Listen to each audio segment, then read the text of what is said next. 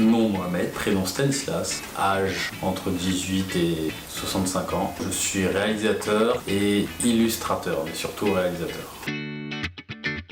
Moi j'hésitais entre faire de la bande dessinée et faire du scénario. Au lycée, je me suis orienté vers un bac art appliqué, c'est un bac technique ou technologique plutôt, pour apprendre comment être designer, illustrateur, dessinateur de mode. Donc moi je me suis orienté vers ça. Au bout d'un moment, après avoir fait 3 ans, c'est-à-dire tout le cursus pour aller vers le bac, je saturais un peu du dessin et je m'intéressais toujours beaucoup plus au cinéma qui était une autre de mes passions. Donc je suis allé en fac de cinéma, je suis allé jusqu'au master de cinéma à la fac de Marne-la-Vallée. Je commençais en faisant de la bande dessinée au collège. Après, j'ai basculé vers le storyboard de films, ou en tout cas de très courts métrages.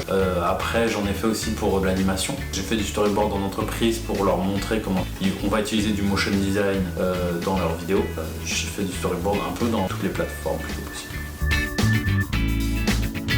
Alors, storyboard, c'est au-delà du fait que moi je suis storyboarder et que j'en fais beaucoup et j'adore en faire. J'ai remarqué que les premières fois que j'en faisais, c'était un gain de temps énorme sur un tournage. Mais vraiment, c'est-à-dire qu'en gros, sur le tournage, il y a le scénario, le découpage technique. Sauf que dire contre-plongée, personnage un tel en premier plan, ça peut être interprété de tellement de manières différentes qu'une fois qu'on a le découpage technique, il faut réexpliquer à ton cadreur et ton caméraman qu'est-ce que tu veux dire par contre-plongée ou qu'est-ce que tu veux dire par plan rapproché épaule. Donc on perd, je sais pas moi, vraiment ça peut aller de 5 minutes à 20 minutes avec un cadreur qui va dire ah ok moi j'avais pas compris ça, etc. Alors qu'un storyboard, j'ai qu'à pointer le dessin, je vais dire écoute je veux ça et tout le monde est d'accord. Donc que ce soit mon cadreur, que ce soit mon chef opérateur, tout le monde dit ok c'est ça que tu veux. Et ça va très très vite.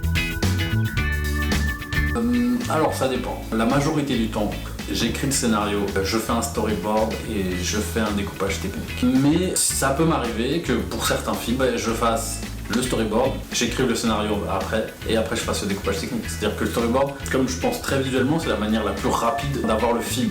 Enfin, une image, c'est genre 10 phrases. Ça va très vite quand on fait un storyboard. Donc ça me permet aussi de faire mon montage pendant que je le dessine. Donc c'est vraiment... Bonne question. T'as la majorité du temps, je crois que je connais déjà mes acteurs. C'est après le casting, je pense que je le fais. Il y a des fois où j'ai besoin d'aller très très vite et j'imagine des acteurs. Je me dis lui serait parfait pour ça. Je mets pas de vide. Tu vois, c'est pas un rond et non, j'imagine un acteur, je vais me dire tiens, Brad Pitt, sachant que j'aurai jamais Brad Pitt dans mon film. Je vais me dire Brad Pitt va être dans mon film. Donc peut-être que je voudrais un équivalent. Donc pas un équivalent, quelqu'un qui le ressemble. Et je me base sur ce type de visage là. C'est comme ton scénario, tu sais, en fait, il n'y a pas de fétichisme de storyboard. Moi, j'adore ça, je trouve ça super beau, mais ça reste un outil de travail. Tu vois, il y a plein de plans qui sautent au moment du tournage, il y a plein de plans qui sautent pendant le storyboard, il y a plein de moments où je les barre moi-même, je dis non, celui-là, je le ferai jamais. Donc c'est un outil de travail, quoi. C'est avec ça que je bosse et c'est évolue, quoi. Je crois qu'inconsciemment, je me bridais déjà et je me bride encore un peu en disant on va faire que du fixe très bien fait. Je connais déjà mes limites matérielles. Et il n'y a que maintenant où je me dis non, en fait, t'as plus les mêmes limites matérielles, donc tu peux t'éclater.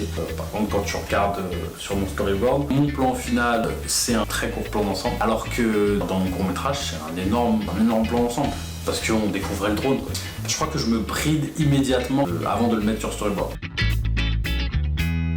Gain de temps, ouais, clairement un gain de temps. Par exemple, un truc tout bête, t'as un personnage qui marche, qui fonctionne, qui parle dans un décor. Si tu fais ton storyboard sur papier, tu dois redessiner ce décor à chaque fois. Ou tu pars du principe que les gens ont compris qu'il y avait ce décor derrière. Alors que quand tu l'as fait en numérique, t'as jusqu'à dupliquer ce décor à chaque fois, c'est qu'un calque, tu redessines ton personnage par-dessus. Donc ça a tout changé. Enfin, ça fait vraiment partie des outils où la nouvelle technologie a vraiment aidé. T'as un décor, tu vois, t'es pas gêné, tu peux enlever ton personnage et avoir ton décor. Ensuite, imagine que ton acteur soit un acteur connu. Tu scannes sa photo, ou tu prends sa photo, tu la mets dedans, tu prends un calque transparent, tu redessines son visage, tu t'enlèves la photo et t'as le visage du type. Donc en bien de temps, ça va bien plus vite. Soit c'est un truc où on se dit ouais ok si tu veux si t'as le temps. Tu sais les gens ils sont pas contre, mais ils l'exigent pas. Toujours l'idée, j'aime beaucoup cette idée, qu'il faut être créatif et productif sur le tournage. Il faut laisser les acteurs, les caméramans, etc. s'inspirer du lieu, du moment. C'est pas une mauvaise technique en soi, c'est un autre état d'esprit. J'ai toujours travaillé non pas dans travaillé dans l'urgence, mais dans l'efficacité. Et le storyboard, moi ça me permettait ça, et c'est vrai que très souvent les gens m'ont dit ah ok, un storyboard c'est cool, ça permet de voir ton film du cinéma américain, doit répondre à des codes, à je sais pas moi, 9 producteurs, telle marque, et il faut qu'ils soient tous d'accord sur à quoi ça doit ressembler. Donc au moins un storyboard ça permet de dire ok, vous êtes tous d'accord sur ce qu'on doit avoir, et on peut partir. Par exemple, je trouve ça vachement intéressant. Le film Mad Max, ils ont fait que des storyboards et ils ont écrit le scénario après. Et quand on regarde le film, on voit que c'est œil aiguisé storyboard quoi. C'est aussi ça que fait le storyboard, c'est que ça t'aiguise ton œil. Même si je fais pas de storyboard, j'aurais jamais pensé ça sans avoir fait avant des storyboards quoi. Les qualités principales d'un bon storyboarder, il faut qu'il soit capable de dessiner rapidement, de faire un dessin compréhensif rapidement. Il faut qu'il bosse, qu'il soit capable de faire plein de dessins. Il faut qu'il soit pas particulièrement amoureux entre guillemets de son dessin, c'est-à-dire que des fois un plan marche pas parce qu'il marche pas. C'est savoir se reculer et être capable d'imaginer d'autres plans de caméra.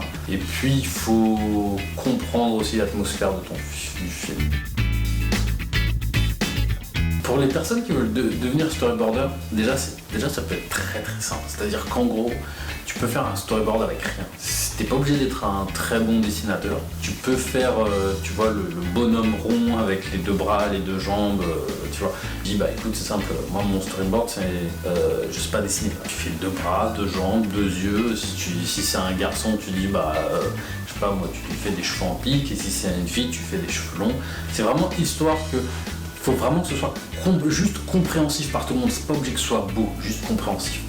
Il faut pas vraiment penser qu'on doit être bon pour faire un storyboard. Je pense que ce que je conseille, c'est quand tu fais ton découpage technique, fais peut-être une petite case en plus à côté storyboard où tu te dis, tu fais un petit dessin rapide quoi. Un bon tournage se fait énormément dans la préparation. Fais tout avant et arriver sur le tournage, tu vas voir que ça va aller très vite. Ok. Donc, voilà.